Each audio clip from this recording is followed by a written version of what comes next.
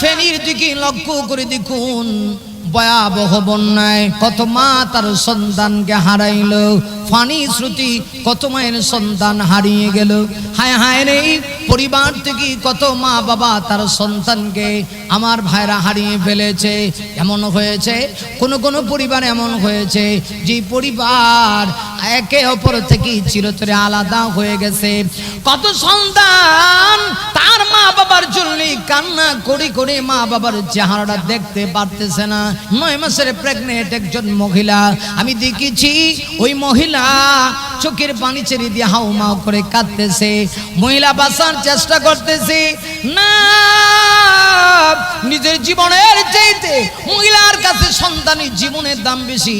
মহিলা বাঁচতে চায়, কেননা আমি প্রেগনেন্ট। মহিলা বলে আমি যদি বাঁচি আমার সন্তানরা বাঁচবে, আমি দুনিয়া থেকে বিদায় হয়ে যাব, কিন্তু আমার সন্তান পৃথিবীতে আসুক, এইটাই আমি চাই। তাহলে রে যুবক, একটু চিন্তা করা দরকার। কত মা নিজে মরেও তার সন্তানকে বাঁচানোর চেষ্টা করলো। আমরা দেখেছি ফেনীর এই ভয়াবহ বন্যায় একজন মা যখন দেখতে পারছে গড়ের ভিতরে পানি ঢুকে গেছে, পানির স্রোতে পরিবারের লোকেরা কে কোথায় যাবে তার কোনো নিশ্চয়তা নেই। এমনিতেই মা নিজের জীবনকে বাঁচানোর চেষ্টা করে না। হায় হায় রে, সন্তানের প্রতি মায়ের কত দরদ গো। এই পৃথিবীতে একমাত্র মা জানে সন্তান হারাইলে কি কষ্ট হয়। আমরা দেখলাম, আমরা তাকায় দেখেছি মা একটা ডেক্সির ভিতরে ছোট বাচ্চাকে সুন্দর করে সাজিয়ে গুছিয়ে দিয়ে দিল, আর ওই ডেক্সিটা ছেড়ে দিল। ওই ছোট বাচ্চা 8 মাসের বাচ্চা, 9 মাসের বাচ্চা, দেখা গেল চেহারাটা কত সুন্দর। বাচ্চাকে মানুষেরা হেফাজত করতে পেরেছে, কিন্তু মা কোথায় গেল, বাবা কোথায় গেল গো, কেউ জানে না, কেউ জানে না। হায় হায়, কত মা আজকে তার সন্তানকে হারানোর বেদনায় পানি শ্রুতি বেসে গেল, সন্তানকে পর্যন্ত তালাশ করে পাইল না। আমার ভাইয়ারা, তাহলে চিন্তা করে দেখুন, এই যে বিপদ, এই মহামারী এসেছে, আল্লাহ রাব্বুল আলামিন পবিত্র কোরআনুল কারীমের ভিতরে আমার আল্লাহ বলে দিয়েছেন, যাহারাল ফাসাদু ফিল বাররি ওয়াল বাহরি বিমা কাসাবাত আইদিন নাস। আল্লাহ রাব্বুল আলামিন বলেন, জলে এবং স্থলে যে বিপর্যয় দেখা দেয়, যেই মহামারী দেখা দেয়, পৃথিবীর মানুষেরা এই সব কিছু মানুষের নিজের হাতে কামাইকৃত। আজকে আমরা গুনাহ করি বিদায় আল্লাহ আমাদেরকে পরীক্ষা করে।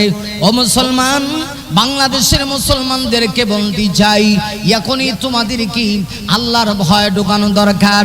তোমাদেরকে এখন জেগে উঠতে হবে। তোমার দেশের স্বাধীনতা অর্জনের জন্য যেভাবে মানুষেরা জীবন দিয়েছে, ছাত্র ভাইয়েরা শহীদ হয়ে এই দেশটাকে স্বাধীন করেছে, এখন কিন্তু এই দেশের বিরুদ্ধে একদম ষড়যন্ত্র শুরু করে দিয়েছে। এমনকি আমাদের পার্শ্ববর্তী দেশ ভারত থেকে ষড়যন্ত্র হচ্ছে। ওরা বরদাস্ত করতে পারে না। আমার বাংলাদেশের মানুষেরা যখন শান্তিতে থাকে, নিরাপদে থাকে, মানুষ যখন স্বৈরাচার আর ফেসি সরকারকে মানুষ যখন দেশ থেকে পলায়ন করতে বাধ্য করেছে, এটা তাদের বরদাস্ত হয় না। এই জন্য তারা ভারতের সীমান্ত ফারাক্কাবাদ যেখানে আছে ত্রিপুরার দিকে, ওই ফারাক্কাবাদ তারা খুলে দিয়েছে, যাতে বাংলাদেশের মানুষ ভয়াবহ বন্যায় মানুষ যেন মারা যায়, ভয়াবহ বন্যায় যেন মানুষ কঠিন মুসিবতে পড়ে যায় গো। ও মানুষ, টেনশন করো না, আল্লাহ রাব্বুল আলামিন তোমাদেরকে বিজয় দিবে। অবশ্যই তোমাদের জন্য বিজয় আসবে। আমার ভাইরা, বিজয় কিভাবে আসবে? আমি যে আয়াতি কারিমা তেলাওয়াত করেছি, ওই আয়াতের ভিতরে আমার আল্লাহ ডাক দিয়া বলেন, ওয়ালা তাহিনু ওয়ালা তাহজানু ওয়া আনতুমুল আলাউনা ইন কুনতুম মুমিনিন। বাইরা, আল্লাহ রাব্বুল আলামিন এই আয়াতের ভিতরে ডাক দিয়ে বলেন, মুমিন বিচলিত হইও না, তুমি ঘাবড়ে যেও না, তুমি কিন্তু টেনশন ফিল করো না, ভয় পেয়ে যাও না। তোমার ভয় নাই, ওয়া আনতুমুল আ'লাউনা ইন কুনতুম মুমিনিন। যদি খাঁটি মুমিন হতে পারো, ওরে ইমানদার, খাঁটি মুমিন হতে পারলে অবশ্যই আল্লাহ রাব্বুল আলামিন তোমাকে বিজয় দান করবে, তোমার পায়ের নিচে বিজয় পদচুম্বন করবে। মাঝে মধ্যে তোমার পরীক্ষা আসবে, কারণ মুমিন যদি হয় আল্লাহর পক্ষ থেকে পরীক্ষা আসাটাই স্বাভাবিক। আমার ভাইরা, আল্লাহ রাব্বুল আলামিন এজন্যই তো সূরাতুল আনকাবুতের ভিতরে আল্লাহ বলেন, আহাসিবান নাসু আইয়াতরাকু আইয়াকুলু আমান্না ওয়া হুম লা ইফতানুন। আল্লাহ রাব্বুল আলামিন বলেন, না রে না, পৃথিবীর ইমানদার, তুমি ইমানদার বলে দাবি করবে আর তোমার উপরে পরীক্ষা আসবে না, এটা হতে পারে না।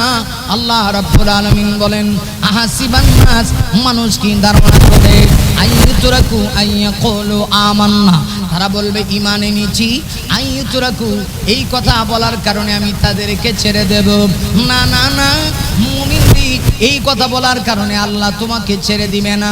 ওরে মুমিন, আল্লাহ রাব্বুল আলামিন ডাক দিয়ে বলেন, ওয়া হুম লা ইফতানুন, আমি তোমাদের পরীক্ষা নিব না গো, তা হতে পারে না। আমি তোমাদের পরীক্ষা নিব, পরীক্ষা তোমাদেরকে দিতে হবে। পরীক্ষায় উত্তীর্ণ হইলে একটা ছাত্র যেমন ভাবে পুরস্কৃত হয়, ঈমানের পরীক্ষায় তুমি যদি উত্তীর্ণ হয়ে যাও, তোমার জন্যও আল্লাহর পক্ষ থেকে পুরস্কারের ব্যবস্থা রয়েছে। আমার ভাইয়ারা, লক্ষ্য করে দেখুন, এজন্য জায়গায় জায়গায় কোরআনে মুমিনের ঈমানের পরীক্ষা নিবেন, এই কথা আমার আল্লাহ বলেছেন। সাহাবীরা ঈমানের পরীক্ষা দিয়েছেন, সাহাবায়ে কেরাম নিজের জীবন বাজি রেখে, সব কিছু বাজি রেখে ঈমানের পরীক্ষায় যখন উত্তীর্ণ হয়েছে গো, আল্লাহর পক্ষ থেকে তখন তাদের জন্য সাহায্য চলে আসছে। আমার ভাইরা, সাহাবায়ে কেরাম যখন ঈমানের পরীক্ষা উত্তীর্ণ হয়েছে, আল্লাহ রাব্বুল আলামিনের পক্ষ থেকে তাদের জন্য পুরস্কার এসেছে, আল্লাহর পক্ষ থেকে তাদের জন্য নিয়ামত এসেছে। আমার ভাইরা, এজন্যই বলছিলাম, আজকের এই সময় এমন একটা সময়, গোটা পৃথিবীতে আজকে মুসলমানদেরকে লাঞ্ছিত, বঞ্চিত, অপমানিত, নির্যাতিত, নিষ্পেষিত, পদদলিত, অপদস্থ করার জন্য আজ চতুর্মুখী ষড়যন্ত্র শুরু হয়ে গেছে। ষড়যন্ত্রের জালকে ভিন্ন করে, ষড়যন্ত্রের জালকে অপেক্ষা করে মুমিনদেরকে সামনের দিকে এগিয়ে যেতে হবে। যদি এগিয়ে যেতে পারি, তবে আল্লাহর পক্ষ থেকে মুমিনের জন্য আসবে পুরস্কার। সেই পুরস্কার আমরা সবাই পেতে চাই কি চাই না? অবশ্যই আমরা পেতে চাই। ঈমানের পথে অবিচল থেকে আমার মরণ যেন হয়, ঈমানের পথে অবিচল থেকে আমার মরণ যেন হয়। তোমারই কাছে মিনতি আমার, মহামহিম দয়াময়, ঈমানের পথে অবিচল থেকে আমার মরণ যেন হয়। পড়ে আমিন। ঈমানের পথে অবিচল থেকে আমি মরতে চাই। আমি এমন জীবন চাই যে জীবনে আমার ঈমানের জন্য আমি সব কিছু করব, আমার রবের জন্য আমি সব কিছু করব। আরে মুমিন, আল্লাহ রাব্বুল আলামিন পবিত্র কোরআনের ভিতরে বলেন, কুল ইন্না সালাতি ওয়া নুসুকি ওয়া মাহইয়ায়া ওয়া মামাতি লিল্লাহি রাব্বিল আলামিন। হে নবী, আপনি বলে দিন, নিশ্চয়ই আমার নামাজ, আমার কুরবানি, আমার বেঁচে থাকা, আমার মরণ, সব কিছু একমাত্র আমার আল্লাহর জন্য। আমি যা কিছু করব, আমার সব কিছু হবে একমাত্র আল্লাহর জন্য। আমি রবের জন্য সব কিছু করতে চাই।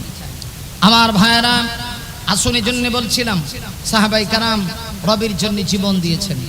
তারা ঈমানের জন্য নিজের জীবন বাজি রেখে বাতিলের সাথে মোকাবেলা করেছেন। হ্যাঁ আমার আপনারা জানেন মমতার প্রান্তের রুম সম্রাটের মোকাবেলায় আল্লাহ নবীজি 2 লক্ষ কাফেরের মোকাবেলায় 3000 সাহাবীদের একটা কাফেলা আমার নবীজি তৈরি করলেন। আমিন। একদিকে 2 লক্ষ, অন্যদিকে মাত্র হলো 3000। চিন্তা করতে পেরেছেন কোথায় 2 লক্ষ কোথায় 3000? কিন্তু মুমিনরা তোমাদের বিজয় কিন্তু সংখ্যা দিয়া না। ওরে মুমিন, তোমাদের বিজয় কিন্তু সংখ্যা দিয়া না। তোমাদের বিজয় আসবে যখন তোমরা ঈমানের বলে বলিয়ান হয়ে সামনের দিকে অগ্রসর হবে। ভাইরা আমার, মুসলমানদের বিজয় শক্তি দিয়া, অস্ত্র দিয়া না, সম্বল দিয়া না, বরং মুসলমানদের বিজয় হলো ঈমানের পাওয়ার। আমাদের বাংলাদেশে আল্লাহর ওলি শাহজালাল আলী আমনী রহমাতুল্লাহ আলাইহি যখন আগমন করেছেন, তখনকার সেই সময়ে সিলেটে পরাশক্তি ছিল রাজা গৌরগোবিন্দ। রাজা গৌরগোবিন্দ। হ্যাঁ যুবক, হযরত শাহজালাল আলী আমনী রহমাতুল্লাহি আলাইহি রাজা গৌরগোবিন্দের মোকাবেলা অস্ত্র দিয়া করেন নাই, অস্ত্র শস্ত্র দিয়া মোকাবেলা করেন নাই গো। হযরত শাহজালাল আলী আমনী রহমাতুল্লাহি আলাইহি ঈমানের পাওয়ার দিয়া তিনি মোকাবেলা করেছিলেন। সুদূর ইয়ামন দেশ থেকে তিনি এসেছিলেন। আসার পথে তার সঙ্গে সহযোগী হয়েছিল 360 জন। এই 360 জন আল্লাহর ওলি যখন সিলেটের মাটিতে এসেছেন, হযরত শাহজালাল আলী আমনী অস্ত্র শস্ত্র দিয়া মোকাবেলা করেন নাই। বাতিল এমনিতেই হকের সামনে পরাজিত হয়ে যায়। বাতিলের ঈমানের পাওয়ার যখন শক্ত হয়, আল্লাহর পক্ষ থেকে সাহায্য আসে। আমার ভাইরা, হযরত শাহজালাল আলী আমনী রহমাতুল্লাহি আলাইহি গৌরগোবিন্দের সামনে এসে শুধুমাত্র আল্লাহু আকবারের আওয়াজ দিয়েছিলেন। ইতিহাস প্রমাণ করে আল্লাহু আকবারের সেই আওয়াজে রাজা গৌরগোবিন্দের তখতে তাউস ধ্বংস হয়েছে। ছুটিয়াই শাহজালালের নির্ভীক সৈনিকেরা খতম করো গোবিন্দের ওই চেলাচা মুন্ডা গোলা। ছুটিয়াই শাহজালালের নির্ভীক সৈনিকেরা খতম করো গোবিন্দের ওই চেলাচা মুন্ডা গোলা। ছুটিয়াই শাহজালালের নির্ভীক সৈনিকেরা খতম করো গোবিন্দের ওই চেলাচা মুন্ডা গোলা। ওলিদের এই ভূমিতে, ওলিদের পাক ভূমিতে বিপ্লবের এই মশাল জ্বালা। ছুটিয়াই শাহজালালের নির্ভীক সৈনিকেরা খতম কর গোবিন্দের ওই মুন্ডাগুলা। শাহজালালের স্বপ্ন ছিল আল কোরআনই জ্বলবে আলো। শাহজালালের স্বপ্ন ছিল আল কোরআনই জ্বলবে আলো। সেই আলো নিভিয়ে দিতে বিপ্লবের মশাল জ্বালা। ছুটিয়াই শাহজালালের নির্ভীক সৈনিকেরা খতম কর গোবিন্দের ওই চলেছে মুন্ডাগুলা। ওলিদের এই ভূমিতে, ওলিদের পাক ভূমিতে বিপ্লবের মশাল জ্বালা। ছুটিয়াই শাহজালালের নির্ভীক সৈনিকেরা খতম কর গোবিন্দের ওই চলেছে মুন্ডাগুলা। হক যখন আসে, বাতিল তখন পরাজিত হয়। হ্যাঁ মুমিন, আমার এই বাংলাদেশের দিকে লক্ষ্য করে দেখো। একটা সময় কালামানিক্কা, বিচারপতি কালামানিক্কা বেঈমান, যাকে ইচ্ছে তাকে রাজাকার ট্যাগ দিত। শেষ পর্যন্ত নিজে পালায়াও বাঁচতে পারে নাই। সিলেটের বর্ডার দিয়া, খানাই ঘাটের বর্ডার দিয়া ওই কালামানিক্কা যখন ধরা পড়েছে গো, নিজের জীবন বাঁচানোর জন্য চেষ্টা করলো। বাংলাদেশের বর্ডার শেষ করে ইন্ডিয়ার বর্ডারে চলে গেছে। সেখান থেকে আবার তারে হালকা একটু উত্তম মাধ্যম দিয়া ওই কালামানিক্কা আবার বাংলাদেশে নিয়ে আসছি।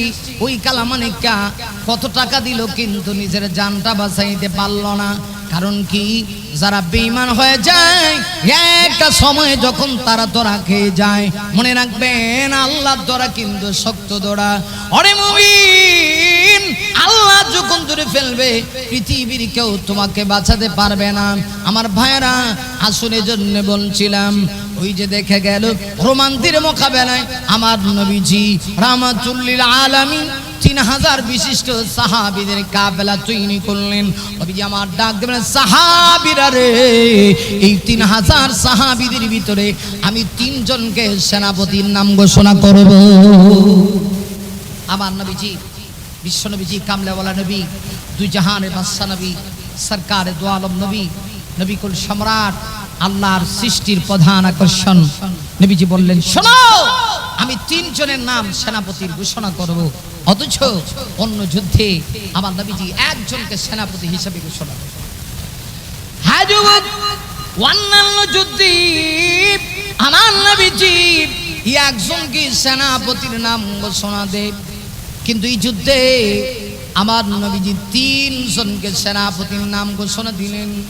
আবার নবীজি রাহমাতুল্লিল আলামিন ডাক দিলেন, সাহাবীরা রে, আমার সাহাবীদের ভিতরে সর্বপ্রথম যুদ্ধের ময়দানে সেনাপতির দায়িত্ব পালন করবে আমার সাহাবী, আমার পালক পুত্র যায়েদ ইবনে হারেসা।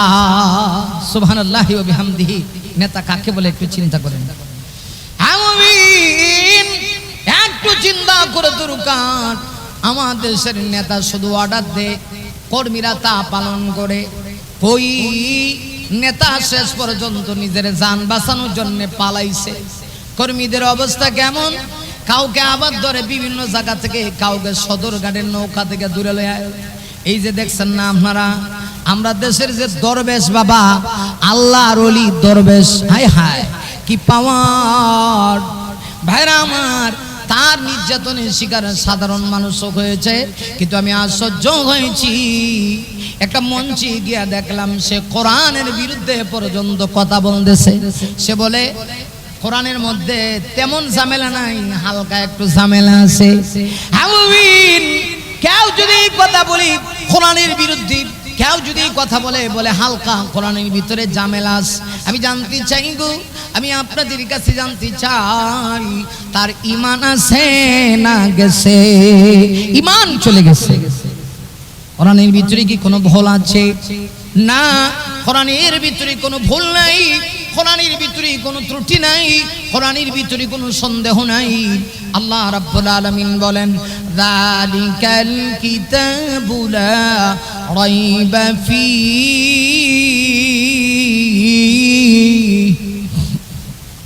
আরে মুমিন, আল্লাহ রাব্বুল আলামিন বলেন, কোরআন তো এই কিতাব, যে কিতাবের ভিতরে কোনো সন্দেহ নাই, কোনো ত্রুটি নাই, কোনো ভুল নাই, কোনো ভ্রান্তি নাই। ভাইরা, লক্ষ্য করে দেখুন, হাজুমত, আমি তোমার কাছে জানতে চাই, আল্লাহর কোরআনের একটা আয়াত থেকে কোনো ভুল আছে না? যিনি কোরআন নাযিল করেছেন তিনি বলেন লা রাইবা ফীহি। তাফসীর জালালাইন শরীফের ভিতরে এই আয়াতের ব্যাখ্যায় লেখা হয়েছে লা শাক্কা ফীহি, যে কিতাবের ভিতরে কোনো ভুল নাই, যে কিতাবের ভিতরে কোনো ত্রুটি নাই, যে কিতাবের ভিতরে কোনো সন্দেহ নাই, কোরআনের ভিতরে কোনো ভুল নাই। হাট্টিমা টিম টিম তারা মাঠে পারে ডিম, তাদের খাড়া দুটো সিং। হাট্টিমা টিম টিম তারা মাটি পারে ডিম, তাদের খাড়া দুটো সিং। তারা হাট্টিমা টিম টিম টিম টিম, মানে এই যে কবি সাহেব এখানে কবিতা আবৃত্তি করলেন, লিখলেন যে হাট্টিমা টিম টিম তারা মাঠে পারে ডিম। হাট্টিমা টিম টিম নামে একটা প্রাণী আছে যেটা মাটি ডিম পারে। হ্যাঁ যুবক, না না না, পৃথিবীতে এমন কোনো প্রাণী নাই যেই প্রাণী মাটি ডিম পারে আবার সিং আছে। হাট্টিমা টিম টিম তারা মাঠে পারে ডিম, তাদের খাড়া দুটো সিং। নাউজুবিল্লাহ নাউজুবিল্লাহ, এইরকম কোন প্রাণী পৃথিবীতে দেখা যায় যে আমার ভাইরা মাটি ডিম পারে আবার সিং আছে। তাহলে কবি সাহেবের কবিতার বাস্তবতায় মিল নাই না।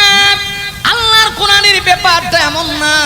আল্লাহ রাব্বুল আলামিন বলেছেন না, কোরআনের ভিতরে কোনো ভুল নাই, লা রাইবা ফীহি।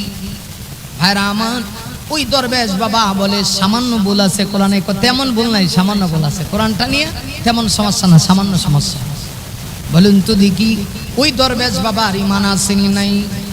হ্যাঁ দরবেশ, তোকে তো এমন ভাবে সাহায্য করা দরকার, ডিম তারা ফিদিয়া তোর মুখের ভিতরে বালি ঢুকায় দেওয়া দরকার, যেমন ভাবে ফেরাউনের মুখের ভিতরে বালি ঢুকানি হইছে। যেই মুখ দিয়ে আল্লাহর কোরআনের বিরুদ্ধে তুই কইছস, এই মুখ যেন আল্লাহ তোর চিরতরে বন্ধ করে দেয়। মানুষকে জ্বালাইছস, মানুষকে নির্যাতন করছস, ওইটা নিয়ে আমাদের কোনো কথা নাই। কিন্তু কোরআনের বিরুদ্ধে যদি কেউ নাক গলায়, তার বিরুদ্ধে আমাদের কথা আছে কিনা নাই? আমার ভাইরা, আসলে এই জন্য বলছিলাম নবীজি কেমন নেতা। আমার নবীজি রহমাতুল লিল আলামিন যুদ্ধের ময়দানে তিনজনকে সেনাপতির নাম ঘোষণা করেছে। হাজুবাত আমার নবীজি তিনজনের নাম ঘোষণা করলেন।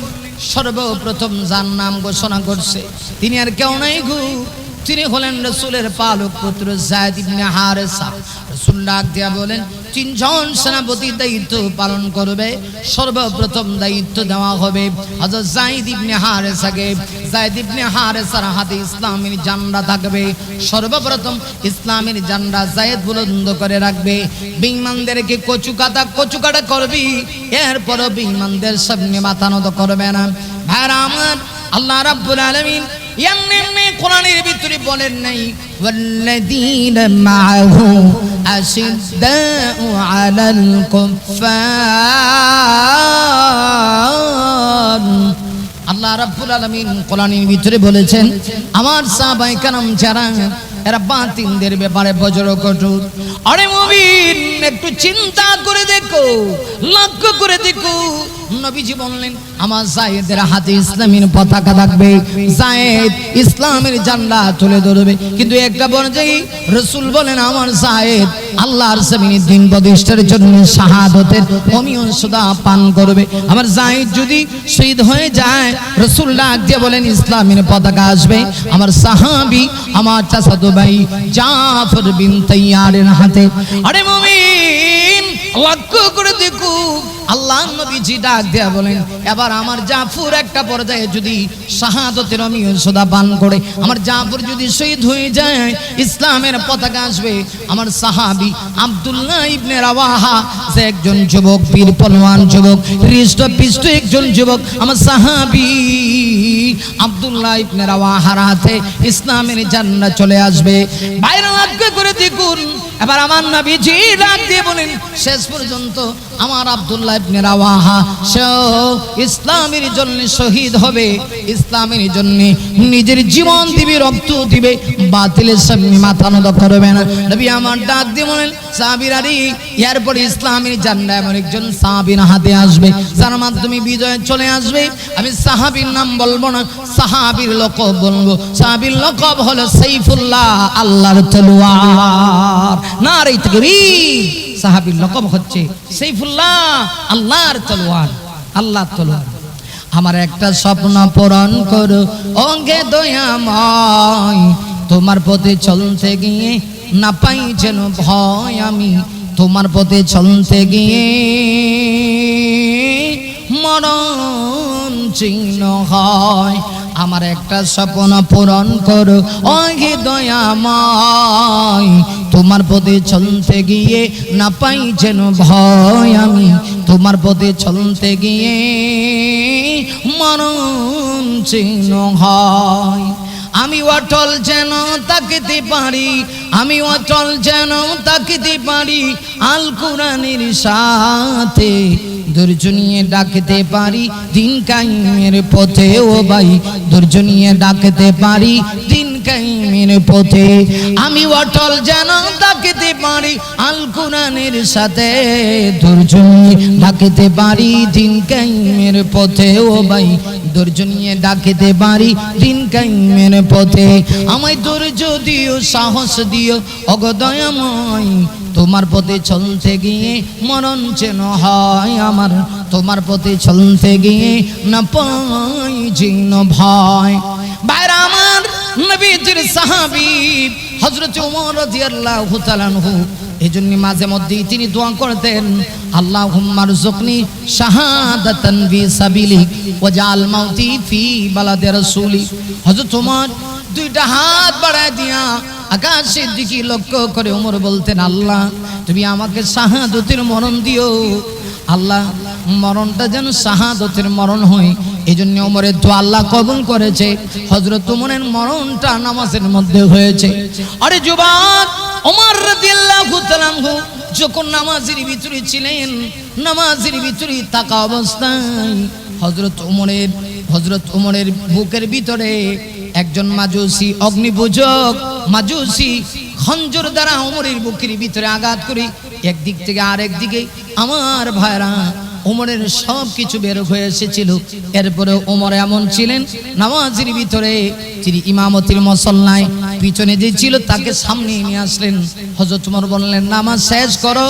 নামাজ শেষ করার পরে হযরত ওমর জিজ্ঞাসা করলেন, নামাজে কি কোনো ত্রুটি হয়েছে কিনা একটু বলো। না, নামাজে কোনো ত্রুটি হয় নাই। হযরত ওমর শেষ পর্যন্ত এই খঞ্জরের আঘাতে দুনিয়াতে তিনি আর বাঁচতে পারলেন না।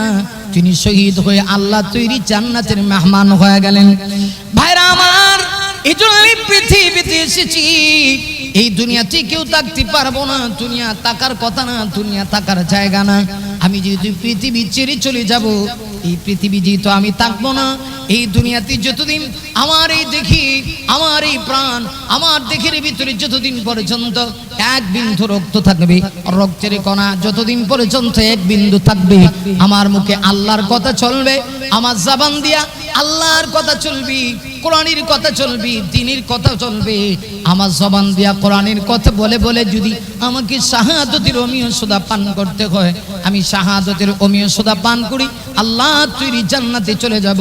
এরপরেও বাতিলের সামনে মাথা নত করব না। আমার নবীজি ঘোষণা দিলেন, হে আমার সাহাবীরা, একে একে 3 জন শাহাদতের পেয়ালা পান করবে। রাসূল বলেন, শেষ পর্যায়ে দেখা গেল আমার সাহাবী, যে সাহাবীর হাতে ইসলামের জান্নাত আসবে, ওই সাহাবীর হাতে ইসলামের জান্নাত আসার পরে রাসূল নাম বলেন নাই, শুধু বলেছেন সাইফুল্লাহ, আল্লাহর তলোয়ার। নামটা ছিল হযরতে খালিদ বিন ওয়ালিদ। আমার রাসূল বললেন, খালিদ বিন ওয়ালিদের হাতে যখন ইসলামের জান্নাত আসবে, তখন ইসলামের বিজয় আসবে। হযরত খালিদ এমন একজন সাহাবী ছিলেন যে একা 2 লক্ষ কাফেরকে কচু কাটা করে করে ইসলামের পতাকা তিনি তুলে ধরবেন। 3 জনকে রাসূল সেনাপতির ঘোষণা দিলেন। তাহলে কি বোঝা গেল? এই 3 জনের ভিতরে কেউ আর ফিরে আসবে না।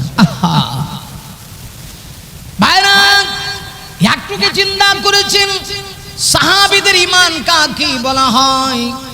আল্লাহ নবীজি 3 জনের নাম ঘোষণা দিলেন, একজনও ফেরত আসবে না। এরপরেও সাহাবায়ে কেরাম একটুকু বিচলিত হন নাই, একটুকু ঘাবড়ে যান নাই। কারণ সাহাবীরা জানে ঈমানের জন্য যদি জীবন দিতে পারি তাহলে আমি হব শহীদ। আর শহীদের মর্যাদা কত বেশি আল্লাহ রাব্বুল আলামিন পবিত্র কোরআনের ভিতরে বলেন, ওয়ালা তাকুলু লিমান ইয়াকতালু ফি সাবিলিল্লাহি আমওয়াত।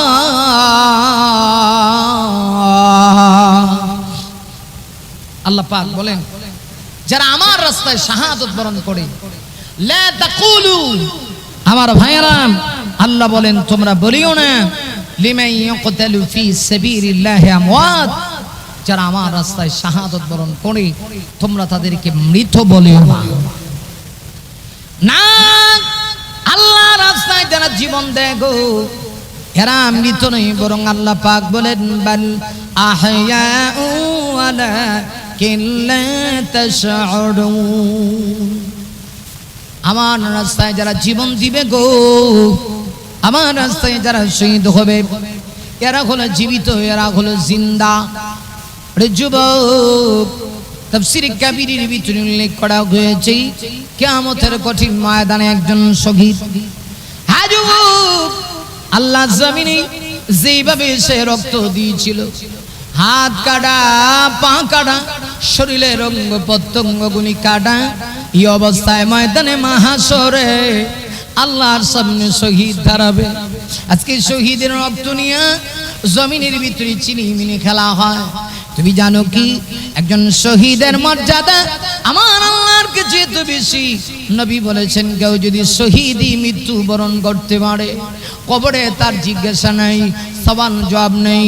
আরে যুবক, কিয়ামতের কঠিন ময়দানে তার কোনো হিসাব নাই। বিনা হিসাবে সে আল্লাহ তৈরি জান্নাতের ভিতরে প্রবেশ করবে। আমার নবীজি একে একে তিনজনের নাম ঘোষণা দিলেন, আর চতুর্থ নাম্বার সাহাবীর ব্যাপারে বললেন, তার হাতে যখন ইসলামের ঝান্ডা আসবে গো, ইসলামের বিজয়ী চলে আসবে, বিজয় তার পায়ে পদে চুম্বন করবে। তিনজন চলে গেলেন একে একে বিদায় নেওয়ার জন্য। হযরতে সাঈদ ডাক দেয়া কয়, নবী গো, আমার তো মা নাই, আমার তো বাবা নাই, আপনি তো আমার বাবা। ইয়া রাসূলুল্লাহ, আমার মা তো আয়েশা, তিনি তো সব কিছু শুনতে আছেন। নবীজি, আমার আর বিদায় নিতে হবে না, আমি তৈরি হয়ে গেছি। হযরত জাফর চলে গেলেন বাড়িতে। জাফর রাদিয়াল্লাহু তাআলা আনহু তিনি বাড়িতে গেলেন। বাড়িতে যাওয়ার পরে হযরত জাফর এই ঘটনা খুলে বললেন, স্ত্রী গো, আবার নবীজি জিহাদের ময়দানে তিনজনকে সেনাপতির নাম ঘোষণা করেছে। আমার স্ত্রী রাসূল বলেছেন, একে একে তিনজন শাহাদাত তিনি পেয়ালা পান করবে। ওগো প্রাণের স্ত্রী, বুঝতে পেরেছি আমি মনে হয় আর ফেরত আসবো না, কারণ রাসূলের কথা সত্য। আমি শহীদ হতে চাই, আমাকে বিদায় দাও, বিদায় দাও। কিয়ামতের কঠিন ময়দানে তোমাদের সঙ্গে আমার দেখা হবে, ফ্যামিলির সঙ্গে দেখা হবে। হযরত জাফর এই কথা যখন বলেছে, জাফর রাদিয়াল্লাহু আনহু স্ত্রী দুইটা হাত আকাশের দিকে উঠায়া বলে, প্রভু গো, ও প্রভু, আমার স্বামীকে তুমি গাজী বানায়া জিহাদের ময়দান থেকে নিয়ে এসো। ভাইরা আমার, লক্ষ্য করে দেখুন, হযরত জাফরের হাতে ছিল তরবারি। আমার নবীর সাহাবী হযরত জাফর তরবারি দ্বারা তরবারি উল্টা পিঠটা দিয়া হযরত জাফর স্ত্রীর হাতের মধ্যে আঘাত দিয়া স্ত্রীর হাতে আঘাত করে বলেন, হাত উঠা, হাত বন্ধ, হাত নেমে ফেলো, হাত নামায়া ফেলো, তার কারণ হলো রাসূল বলেছেন, আমি শহীদ হব, কিয়ামত পর্যন্ত তোমার দোয়া কবুল হবে না। প্রাণের স্ত্রীগণ, বিদায় করে দাও, বিদায় দাও। হ্যাঁ, এই জগতে দেখা না হলেও কিয়ামতের কঠিন ময়দানে তোমাদের সঙ্গে জান্নাতে আমার দেখা হবে। জাফর রাদিয়াল্লাহু আনহু বললেন, আমাকে বিদায় দাও প্রাণের স্ত্রী, বিদায় দাও। এই ইহকালে যদি আমার দেখা না হয় গো, পরকালে তো দেখা হবে। ওই দিন আমি হব শহীদ, আর তুমি হবে আমার স্ত্রী, শহীদের স্ত্রী। জানতে চাই একজন শহীদের স্ত্রীর মর্যাদা আছে কিনা নাই? হ্যাঁ যুবক, হযরত জাফর রাদিয়াল্লাহু তাআলা বিদায় নিয়ে চলে আসলেন।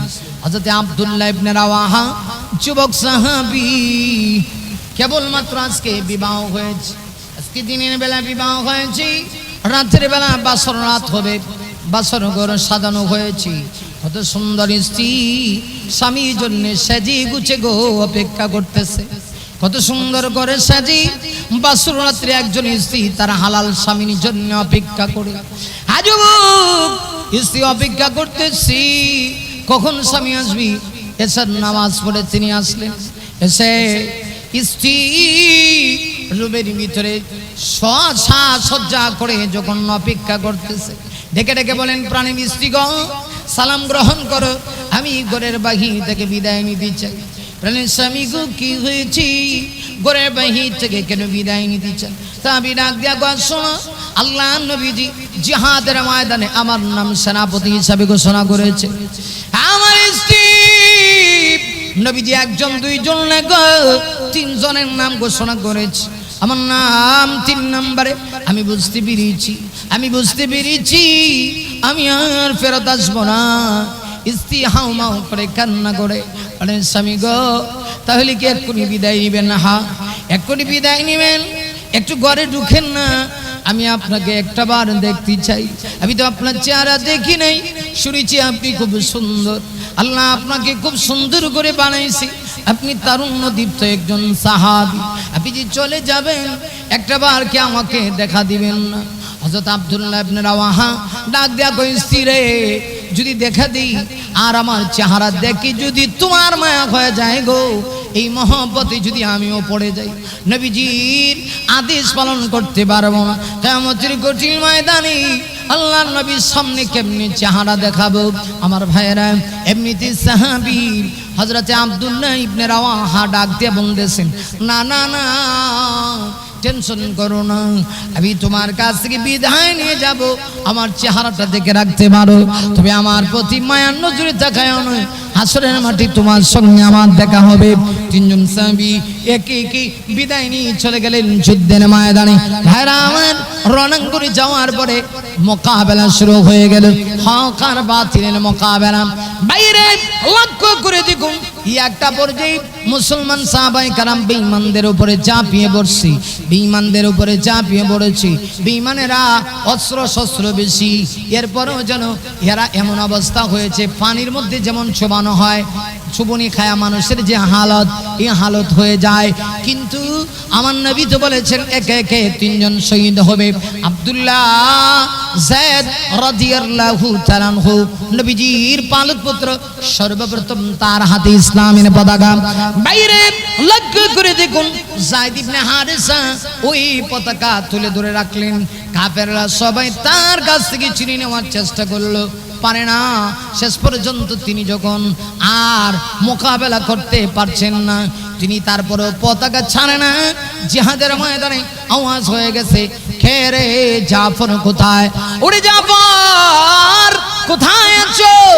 আব্দুল্লাহ কোথায় আছো? যায়েদ ইবনে হারেসা হয়তোবা দুনিয়া থেকে বিদায় নিয়ে যাবে, ইসলামের পতাকা তুলে ধরতে হবে। জিহাদের ময়দানে হযরত জাফর বিন তাইয়ার একটা দৌড় মারছেন, দৌড় মারা গিয়ে যায়েদ ইবনে হারেসার হাত থেকে তিনি পতাকা তুলে ধরলেন। আমার ভাইরা, হযরত যায়েদ ইবনে হারেসা শাহাদাতের মিউসুদা পান করে আল্লাহ তৈরি জান্নাতের মেহমান হয়ে গেল। আরে যুবক, হযরত জাফর বিন তাইয়ারের হাতে ইসলামের জান্নাত যখন চলে আসলো, হযরত জাফর রাদিয়াল্লাহু তাআলা আনহু তিনি বাতিলের সঙ্গে মোকাবেলা করতেছেন, মাথা নত করেন না। শেষ পর্যন্ত বেঈমান কাফেররা তার কাছ থেকে ইসলামের জান্নাত চিনিয়ে নেওয়ার জন্য আমার ভাইরা হযরত জাফরের গায়ে আঘাত করতে শুরু করেছে। না শুধু আঘাত করে তার হযরত জাফরের ডান হাতটা কেটে দিয়েছে, হযরত জাফর বাম হাত দিয়া ইসলামের পতাকা তুলে ধরেছে, হযরত জাফরের বাম হাত কেটে দিয়েছে গো। হযরত জাফর তারপরে ইসলামের জান্নাত ছাড়ে না। হযরত জাফর দুই টুটির মাঝখানে দাঁত দিয়ে ইসলামের জান্নাত তুলে ধরেছে। শেষ পর্যন্ত যখন চেয়ারে আঘাত করেছি, হযরত জাফর রাদিয়াল্লাহু তাআলা আনহু দুই বাহুবলের মাঝখান দিয়ে ইসলামের জান্নাত তুলে ধরেছে। ভাইরা আমার, হযরত জাফরের হাত পা কাটা হয়ে গেছে। আল্লাহু আকবার। আমার নবীজি মদিনায় বসে বসে দৃশ্য দেখতেছে। নবী ডাক দিয়ে বলে, আমি দেখতেছি আমার জাফরের দুই হাত নেই, কিন্তু দুইটা হাতকে আমার আল্লাহ দুইটা পাখির ডানার মতো বানিয়ে দিয়েছে। আমার জাফর জান্নাতের ভিতরে উড়ে বেড়াচ্ছে। আল্লাহু আকবার। ভাইরা আমার, হযরত জাফর শেষ পর্যন্ত তিনি যখন শহীদ হয়ে গেলেন, ইসলামের জান্নাত তুলে ধরবেন আব্দুল্লাহ ইবনে রাওয়াহা। আব্দুল্লাহ ইবনে রাওয়াহা খুব শক্তিশালী একজন সাহাবী ছিলেন, একজন নওজোয়ান যুবক একজন সাহাবী ছিলেন। ওরে যুবক, আব্দুল্লাহ ইবনে রাওয়াহা তিনি ইসলামের জান্নাত তুলে ধরেছে। বেঈমানেরা হযরত আব্দুল্লাহ ইবনে রাওয়াহার হাত থেকে শেষ পর্যন্ত ইসলামের জান্নাত ছিনিয়ে নেওয়ার চেষ্টা করে ব্যর্থ। কিন্তু আল্লাহ পাকের মানসা, কিছু মানুষ ইসলামের জন্য জীবন দিবে, শেষ পর্যন্ত তিনি শাহাদাতের পেয়ালা পান করবেন। এই অবস্থায় যুদ্ধের ময়দানে ঘোষণা হয়ে গেল। ওরে সাহাবীরা, নবীজি একজন সাহাবীর নাম বলেন নাই, শুধু ঘোষণা দিয়েছেন সাইফুল্লাহ, আল্লাহর তলোয়ার, তার হাতে ইসলামের জান্নাত আসবে। এই ঘোষণা যখন হয়ে গেছে, আব্দুল্লাহ ইবনে রাওয়াহা শাহাদাতের মিউসুদা পান করবেন, এরপরেও ইসলামের পতাকা ছেড়ে দেন না। খালিদ বিন ওয়ালিদ দৌড়ে এসে হযরত আব্দুল্লাহ ইবনে রাওয়াহা শাহাদাতের মিউসুদা পান করার আগে তার কাছ থেকে সেই ইসলামের জান্নাত তিনি হাতে নিয়ে ইসলামের জান্নাত সুউচ্চ করে তুলে ধরে রেখেছে।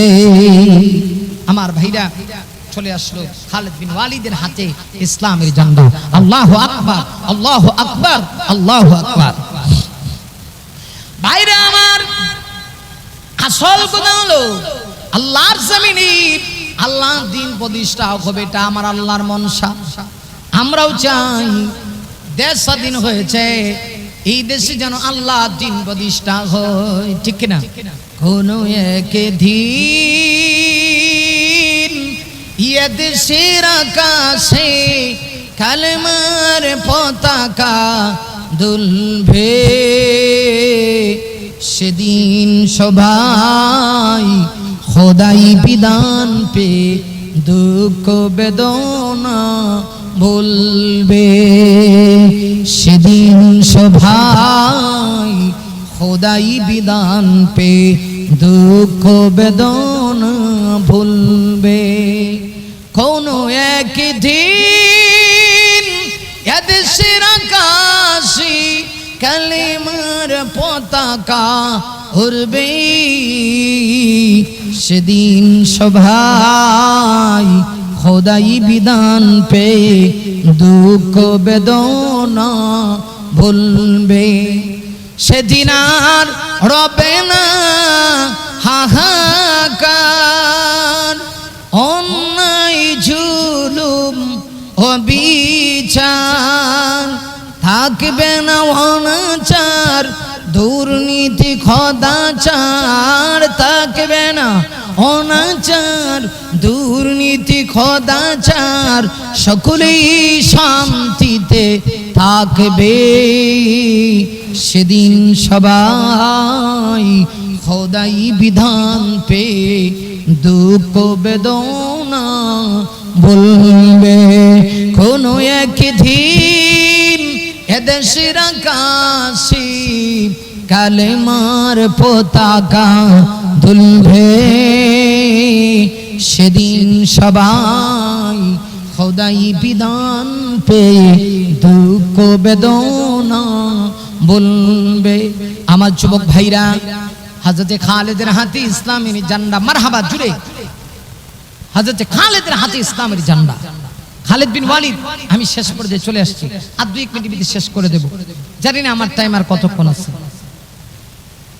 হ্যাঁ যুবক, খালিদ বিন ওয়ালিদের হাতে ইসলামের ঝান্ডা যখন চলে আসি, হযরতে খালিদ বিন ওয়ালিদ 2 লক্ষ কাফেরের সঙ্গে মোকাবেলা করে, সুবহানাল্লাহ জুড়ে কোন